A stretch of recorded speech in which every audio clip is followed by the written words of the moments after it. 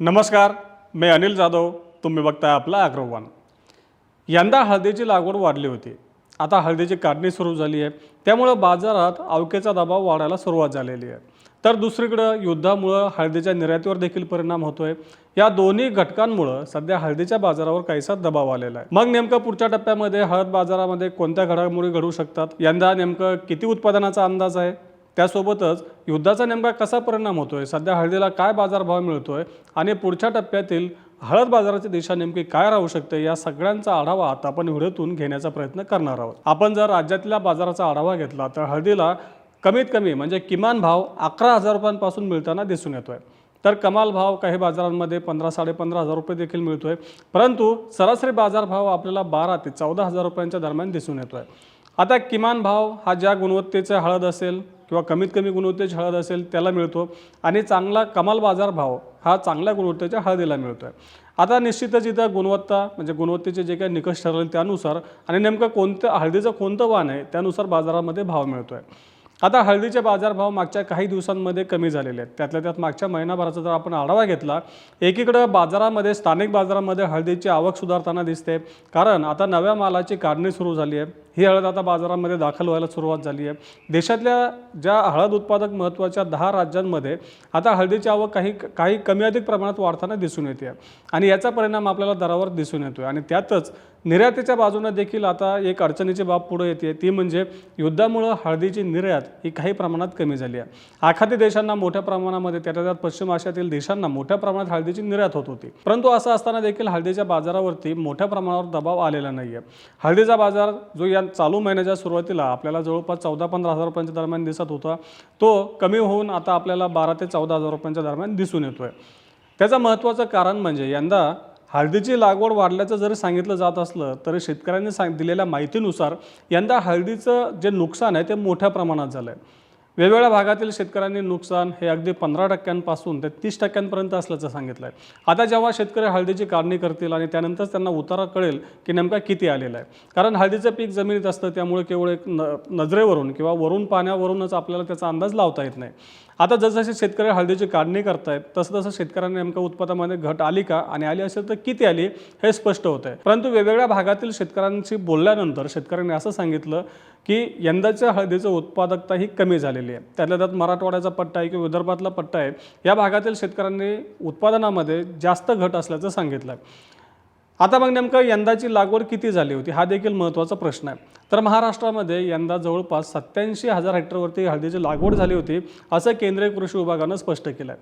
केंद्रीय कृषी विभागानं नुकताच आपला हळद उत्पादनाचा अंदाज जाहीर केला. म्हणजे त्यांनी सगळे जे आपले हॉर्टिकल्चर क्रॉप्स आहेत किंवा जे काही फलोत्पादन आहे त्याचा पहिला अंदाज जाहीर केला. त्यामध्ये हळदीची देखील माहिती दिली आहे.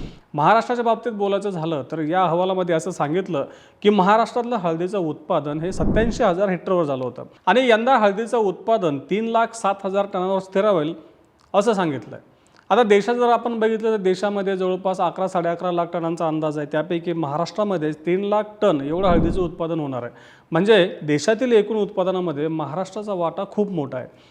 आता आपण जर एकंदरीत उत्पादकतेचं बघितलं म्हणजे केंद्र सरकारनं सांगितलं की लागवड 87,000 हेक्टरवर झाली होती आणि उत्पादन 3,07,000 टन एवढं होण्याची शक्यता आहे. आता या अहवालामध्ये गेल्या वर्षीची लागवड आणि उत्पादन देखील यंदाच्या वर्षी एवढंच म्हणजेच लागवड 87,000 हेक्टर आणि उत्पादन 3,07,000 टनांवर झाल्याचं सांगितलं होतं. म्हणजेच पुढच्या टप्प्यामध्ये कदाचित सरकारच्या अहवालामध्ये लागवड क्षेत्र तर कदाचित बदलण्याची शक्यता कमी आहे, परंतु उत्पादनाचे आकडे बदलू शकतात. कारण शेतकऱ्यांनी दिलेल्या माहितीनुसार आत्तापर्यंत उत्पादकता कमी येत गेलेली आहे. आता महाराष्ट्रापुरतं जर बोलत झालं तर विविध भागातील शेतकऱ्यांनी 15 ते 30% दरम्यान उत्पादन कमी आल्याचं सांगितलं आहे. मग आता जेव्हा दुसरा सुधारित अंदाज केंद्र सरकारचा जाहीर होईल किंवा आपल्या राज्याचा जाहीर होईल त्यामुळं उत्पादनाचा आकडा हा कमी होऊ शकतो अशी शक्यता व्यक्त केली जाते आहे. आता महाराष्ट्रात जर आपण विचार केला तर मागच्या 3 वर्षांमध्ये महाराष्ट्रातील हळदीची उत्पादकता ही कमी होत गेली. 2022-23 मध्ये आपल्या राज्यात 85,000 हेक्टरवरती हळदीची लागवड झाली होती आणि त्यातून 3,10,000 टन एवढं हळदीचं उत्पादन झालं होतं. म्हणजेच गेल्या वर्षी आणि यंदा हळदीची लागवड 2022-23च्या तुलनेत जास्त आहे, परंतु उत्पादन कमी आलं आहे. आता याला प्रामुख्यानं शेतकरी वेगवेगळे कारणं सांगतात. त्यात महत्त्वाचं कारण म्हणजे एकतर पाऊस किंवा मग जे काही अतिवृष्टीसारखा पाऊस होतो किंवा सततचा पाऊस होतो त्याचा फटका हळद पिकाला बसत असतो. त्यासोबतच जे बदलतं वातावरण आहे, अचानक ऊन वाढतंय किंवा अचानक थंडी वाढते, या बदलत्या वातावरणाचा देखील हळद पिकाला फटका बसतोय। त्यासोबतच कीड रोगांचा देखील मोठ्या प्रमाणात प्रादुर्भाव झाल्याचं अनेक भागातील शेतकऱ्यांनी सांगितलं आहे। कंदकुजीसारख्या रोगामुळे हळदीचं उत्पादन मोठ्या प्रमाणात कमी झाल्याचं देखील काही भागातील शेतकऱ्यांनी सांगितलं आहे। आता या सगळ्या कारणांमुळे महाराष्ट्रातील हळदीची उत्पादकता कमी झालेली आहे। केवळ महाराष्ट्रातच ही परिस्थिती आहे का, तर असं नाही आहे। महत्त्वाच्या हळद उत्पादक राज्यांमध्ये उत्पादकता कमी झाल्याचं दिसून येते आणि त्याचा एकंदरीत परिणाम देशाच्या एकूण उत्पादनावरती दिसू शकतो, अशी देखील शक्यता व्यक्त केली जाते। मग आता वेगवेगळ्या राज्यांमध्ये काय परिस्थिती आहे ते देखील पाहणं महत्त्वाचं आहे। आता महाराष्ट्रासोबतच मध्य प्रदेश, ओडिशा आणि आंध्र प्रदेश तसंच पश्चिम बंगाल या राज्यांमध्ये हळद लागवड आणि उत्पादन यंदा स्थिर राहील असं सरकारनं सांगितलं आहे। परंतु गेल्या 2-3 वर्षांचा जर विचार केला तर या राज्यांमधली उत्पादकता कमी झालेली आहे। तेलंगणा, तामिळनाडूतील लागवड आणि उत्पादन वाढलं आहे। कर्नाटकातील लागवड आणि उत्पादन हे गेल्या वर्षी तुलनेत चांगलं आहे।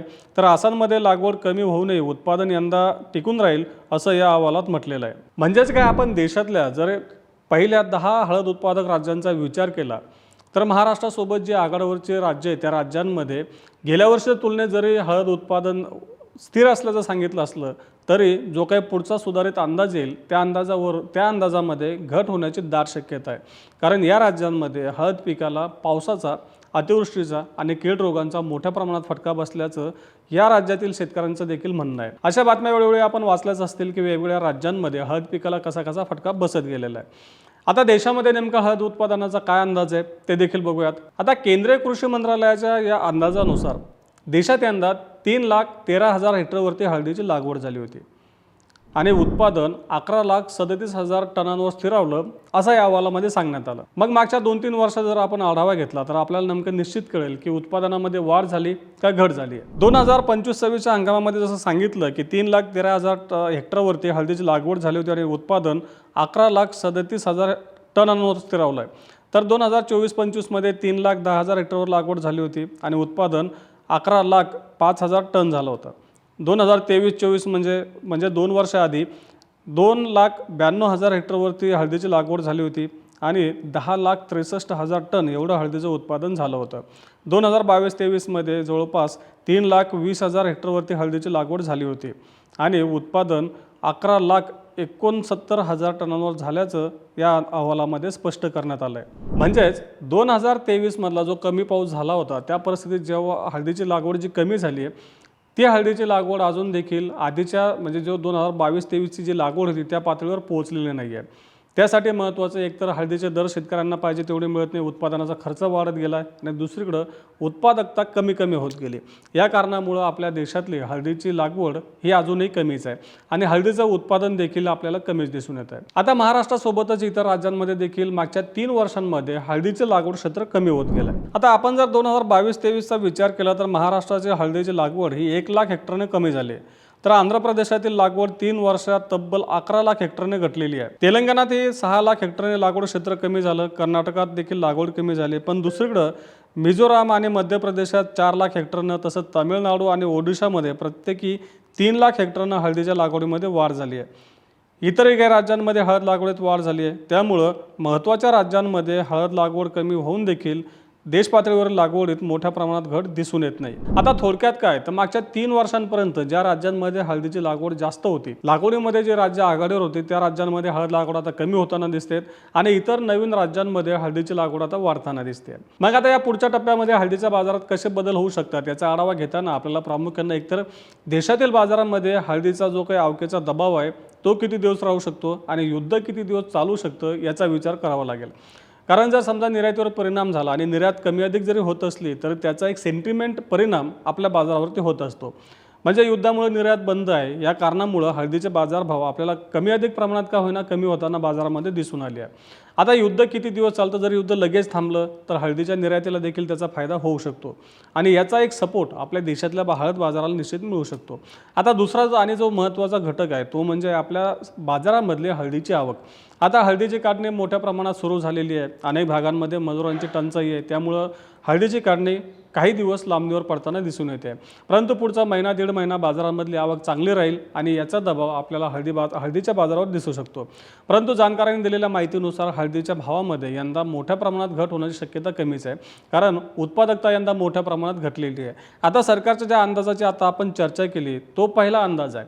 कदाचित तो जे लागवड केलेली आहे, जे लागवड क्षेत्र आहे आणि जी सरासरी उत्पादकता आहे याच्या अंदाजावरून ही आकडे काढण्यात आली आहे. म्हणजेच हा केवळ पहिला अंदाज आहे. नेमके उत्पादकता कोणत्या भागात किती आली आहे त्याचा विचार हा अंदाज देताना करण्यात आलेला नाही आहे. दुसऱ्या सुधारित अंदाजामध्ये जेव्हा शेतकऱ्यांची लागवड होईल, शेतकऱ्यांशी चर्चा केली जाईल, बाजारामधल्या आवकेचा विचार केला जाईल, तेव्हा निश्चितच उत्पादनाच्या अंदाजामध्ये कपात केली जाऊ शकते असा अंदाज अभ्यासकांनी व्यक्त केला आहे. आता जेव्हा सुधारित अंदाज येईल, जेव्हा आपल्या शेतकऱ्यांची जास्तीत जास्त हळद काढून होईल, तेव्हा नेमका उत्पादनाचा अंदाज स्पष्टपणे दिसू लागेल आणि त्यावेळी हळद बाजाराची नेमकी दिशा काय राहू शकते हे स्पष्टपणे सांगता येईल. पण सध्या तरी हळद बाजार पुढचे महिना दीड महिना आहे त्या पातळीच्या दरम्यान आपल्याला कमी अधिक प्रमाणात वर खाली होताना दिसू शकतो असं देखील अभ्यासकांचं म्हणणं आहे. आता हळद बाजारामध्ये या पुढच्या टप्प्यात नेमका काय घडामोडी घडतात याचा आढावा आपण वेळोवेळी घेतच राहू. त्यासाठी आपल्या ॲग्रोवनच्या चॅनलला नक्की सबस्क्राईब करा आणि हा व्हिडिओ जास्तीत जास्त शेतकऱ्यांपर्यंत पोहोचवण्यासाठी लाईक आणि शेअर करायला विसरू नका.